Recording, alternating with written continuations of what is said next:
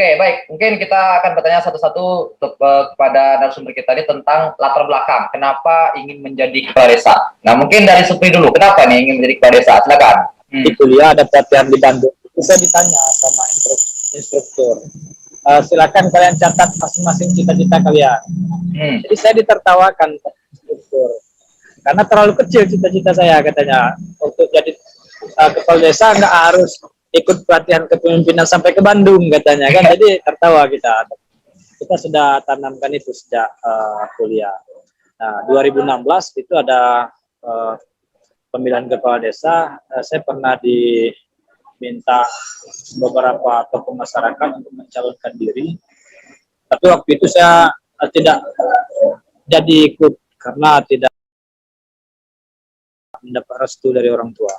Ini saya minta izin sama orang tua. Setelah ikut koro, saya minta izin, dan alhamdulillah dengan respon yang luar biasa, orang tua keduanya merestui. Bahkan apapun hasil tidak jadi masalah, yang penting saya ikut menjadi peserta pada kontestan pemilihan kepala desa tahun ini, insya Allah. Kemudian latar belakang yang lebih mendalam lagi yaitu saya ingin mengabdi, karena menjadi kepala desa bukan hanya aktivitas kerja, tapi menjadi kepala desa adalah ruang pengabdian bagi saya untuk masyarakat bawah, menengah, dan atas. Sehingga ruang pengabdian saya untuk masyarakat itu lebih besar.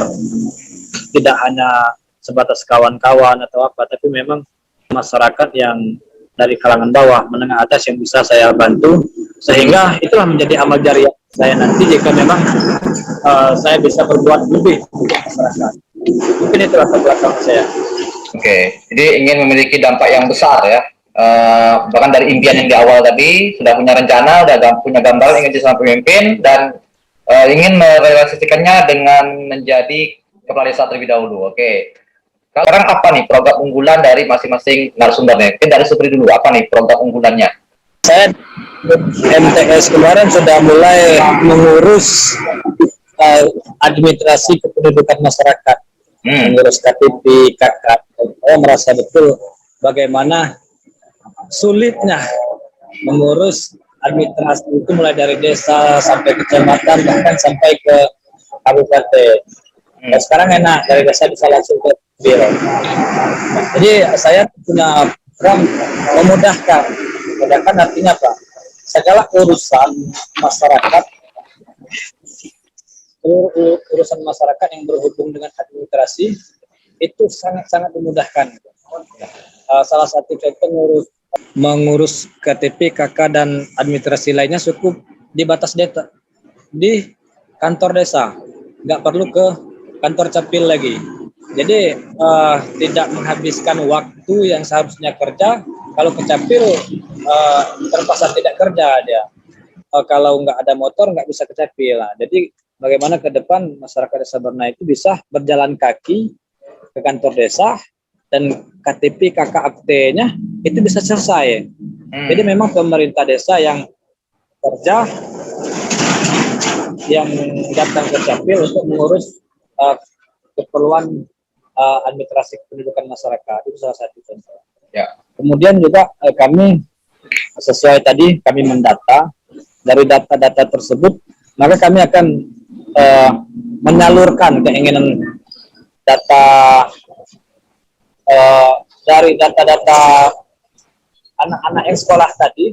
Kami bisa menyalurkan, dia mau kuliah di mana, dia ini mau sekolah kemana, dia ini tidak mampu, harus kita kirim kemana, sehingga ada kuliah gratis, terus sekolah gratis. Nah, itu cara-cara kami memudahkan orang tua untuk menyalurkan atau meneruskan pendidikan anaknya. Jadi tidak mikir lagi, anak saya mau masuk SMP ini, gimana caranya? Itu nggak perlu mikir lagi. Sudah menjadi beban dan pikiran pemerintah desa juga, bagaimana anak ini dengan bantuan pemerintah desa bisa mudah masuk untuk melanjutkan pendidikan. Bagi yang tidak mampu kuliah, kita ada beberapa kampus yang sudah saya temui itu. Ada 4 kampus, di Jambi ada 3, dan di Banten ada 1. Itu sudah siap menerima warga Desa Berna kuliah gratis. Nah, Saya sudah punya 4 kampus yang siap. Saya ulangi lagi, 4 kampus, 3 di Jambi dan 1 di Banten. Itu sudah siap menerima warga atau masyarakat Desa Bernai yang ingin kuliah tapi tidak mampu dengan biaya gratis. Itu salah satu bulan. Jadi memudahkan mulai dari administrasi pendidikan, terus juga terkait dengan administrasi sertifikat tanah segala macam itu memang kita mudahkan, termasuk surat usaha, surat tidak mampu itu sudah sangat-sangat mudah untuk didapatkan oleh masyarakat Desa Bernai. Itu memudahkan. Terus kedua kita memaksimalkan artinya begini. Setiap kabupaten, provinsi dan pusat itu mempunyai program. Jadi kita akan memaksimalkan manfaat dari program tersebut. Salah satu contoh kartu Indonesia Pintar. Ini kan program yang sangat bagus dari Presiden Jokowi. Sehingga masyarakat yang layak yang syaratnya cukup untuk menerima kartu Indonesia Pintar itu sekarang kan tidak banyak dapat. Ya. Sehingga ke depan siapa yang layak mendapatkannya akan kita urus sampai dapat. Karena kartu Indonesia Pintar itu sangat membantu bagi masyarakat yang tidak mampu di pendidikan, baik itu tingkat SMP, SMA dan perguruan tinggi. Kemudian ada kartu KIS dan segala macam, termasuk ada program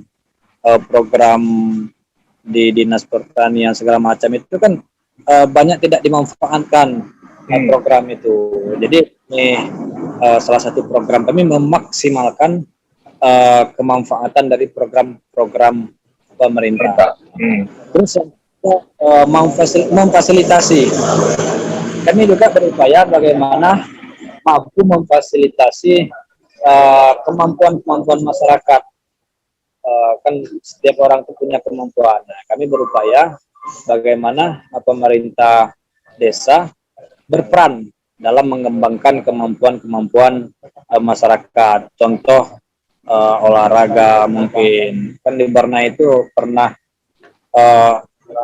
perlombaan terakhir pacu perahu di Kabupaten Sarulangun, Desa Bernai juara 1.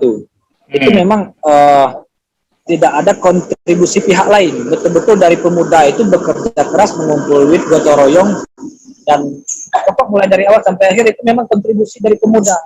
Tidak ada kontribusi. Ini kan sayang kalau fasilitasi dengan baik. Seharusnya bisa berkembang sampai ke nasional, bahkan internasional. Apalagi pacu perahu Jambi kan terkenal. Kemudian seperti dan segala macam. Terus juga ada masyarakat yang banyak usaha. Ada usaha di Desa Bernai itu kerupuk asoy namanya. Usaha kerupuk asoy. Itu hanya ada di Desa Bernai, tidak ada di desa lain. Kerupuk asoy itu salah satu contoh. Saya pernah bawa ke Jambi dan semua orang yang mencicipi kerupuk asoy itu suka dan ketagihan. Ini kan luar biasa. Kerupuk itu hanya ada di Desa Bernai. Nah, itu nanti kita kembangkan bagaimana itu menjadi makanan khas Desa Bernai. Nah, kemudian melayani. Jadi 4 program kami itu memudahkan, memaksimalkan, memfasilitasi dan melayani. Kami memang dari awal punya niat mengabdi untuk Desa Bernai. Kita terpilih memang kami fokus 4 program ini melayani.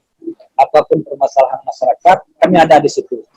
Kapanpun dan dimanapun, insya Allah kami akan ada di masyarakat melayani apapun masalah. Sebatas kemampuan kami. Memang 4 program ini kalau dilihat dari sisi manfaat betul-betul 100% kemanfaatannya untuk masyarakat. Mungkin itu. Baik.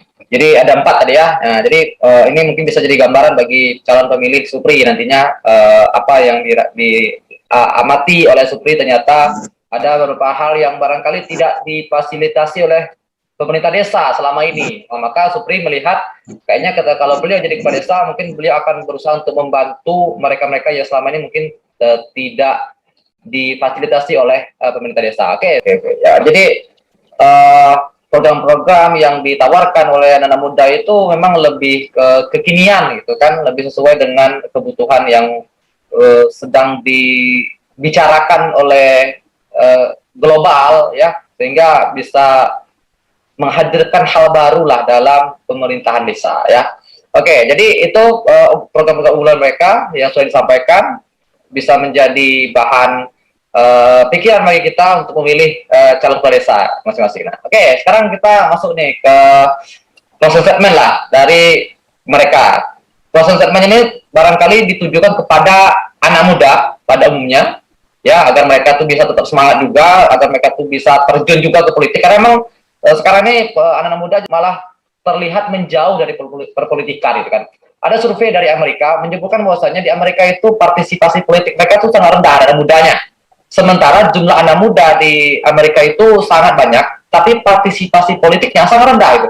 Sehingga kebijakan-kebijakan politik itu tidak sesuai dengan keinginan pemuda, dan pemuda malah demo gitu kan. Ini kan ya salah sendiri sebenarnya karena anak muda yang tidak terjun gitu kan. Nah, mungkin bisa nih memberikan statement terhadap pemuda dan nanti juga khusus kepada calon pemilihnya. Nah, mungkin dimulai dari Supri dulu nih. Bagi saya kepala desa ini bukanlah pekerjaan, tapi bagi saya jika terpilih kepala desa, desa ini adalah ruang pengabdian bagi saya. Jadi jika ditanya di mana bekerja apakah kepala desa, saya bilang tidak. Kalau ditanya di mana mengabdi, saya bilang ya ruang pengabdian saya saat ini di Desa Bernai. Itu pekerjaan mungkin petani masih nanti. Bagi anak muda kita harus optimis. Apalagi hari ini orang bilang politik itu nggak punya uang, nggak usah berpolitik. Nah, kita sebagai anak muda harus optimis dan harus mempunyai keyakinan yang kuat bahwasanya kita bisa dan kita pasti bisa, karena semakin banyak kita berkompetisi, semakin banyak kita mendapat pengalaman dan mental kita pun semakin kuat. Jadi banyak anak muda tuh apatis dengan politik karena anggap politik itu kotor. Padahal politik itu seperti pedang. Ya, pedang itu kalau kita gunakan untuk yang baik-baik itu akan bisa menghasilkan yang baik gitu. Tapi kalau kita gunakan untuk membunuh orang, ya itu tidak baik pedang itu gitu kan.